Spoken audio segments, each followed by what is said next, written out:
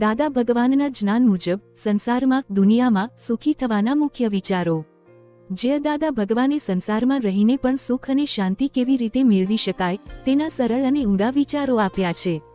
તેમના મતે સાચું સુખ આપણી અંદર જ છે, પરંતુ સંસારમાં વ્યવહારિક સુખ મેળવવા માટે અમુક ચાવીરૂપ સિદ્ધાંતો છે। મુખ્ય સિદ્ધાંત બીજાને સુખ આપો। દાદા ભગવાનનો સર્વોચ્ચ વિચાર એ છે કે આપણું સુખ બીજાને સુખ આપવા પર આધારિત છે। આપણા મન વચન કાયા પારકાના સુખને માટે વાપરો તો પોતાને સંસારમાં કોઈ દહાડો સુખની કમી નહીં પડે। તેઓ કહે છે કે કુદરતનો નિયમ એવો છે કે તમે જે આપો છો તે જ તમને પાછું મળે છે। જો તમે લોકોને સુખ આપશો તો તમારા જીવનમાં સુખ આવશે। સંસારમાં સુખ માટેના મુખ્ય વિચારો। 1. કોઈ પણ જીવને દુઃખ ન આપો। જો તમને પોતાને દુઃખ ગમતું ન હોય તો આજથી જ બીજાને દુઃખ આપવાનું બંધ કરી દો। જો અજાણતા કોઈને દુઃખ અપાઈ જાય તો તરત જ તેનો હૃદયપૂર્વક પસ્તાવો કરો, પ્રતિક્રમણ કરો। દાદાશ્રી કહે છે, જેમ બને તેમ કોઈને કિંચિત માત્ર દુઃખ ન હો, એ જ ધર્મ। 2. સેવા અને પરોપકારનો ભાવ રાખો।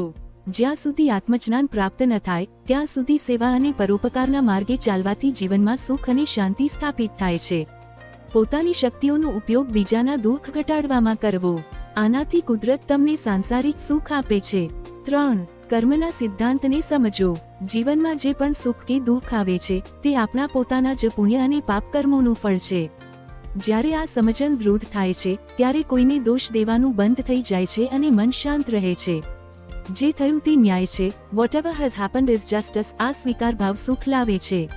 4. અપેક્ષાઓ ઓછી રાખો। દુઃખનું મુખ્ય કારણ અપેક્ષાઓ છે। તમે જેટલી ઓછી અપેક્ષાઓ રાખશો તેટલા વધુ સુખી રહેશો। સંસારમાં દરેક વ્યક્તિ પાસેથી સુખની અપેક્ષા રાખવાને બદલે તેમને સુખ આપવાનો ઈરાદો રાખો। 5. Adjust everywhere, adjust everywhere.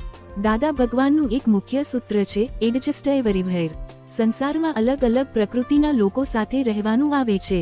જો આપણે દરેક પરિસ્થિતિ અને વ્યક્તિ સાથે એડજસ્ટ થતા શીખી લઈએ તો સંઘર્ષ ટળે છે અને શાંતિ જળવાઈ રહે છે। અંતિમ સુખ આત્મજ્ઞાન। દાદા ભગવાન સ્પષ્ટપણે કહે છે કે સાંસારિક સુખ એક કામચલાઉ સુખ છે જે આવે અને જાય। જીવનનું અંતિમ લક્ષ્ય સનાતન સુખ, અટર્નલ બ્લિસ છે, જે ફક્ત હું કોણ છું તે જાણવાથી, એટલે કે આત્મસાક્ષાત્કાર, સેલ્ફ રિયલાઇઝેશન પ્રાપ્ત કરવાથી જ મળે છે। ટૂંકમાં, સંસારમાં સુખી થવાનો વ્યવહારુ માર્ગ એ છે કે બીજાને સુખ આપો અને કોઈને દુઃખ ન આપો।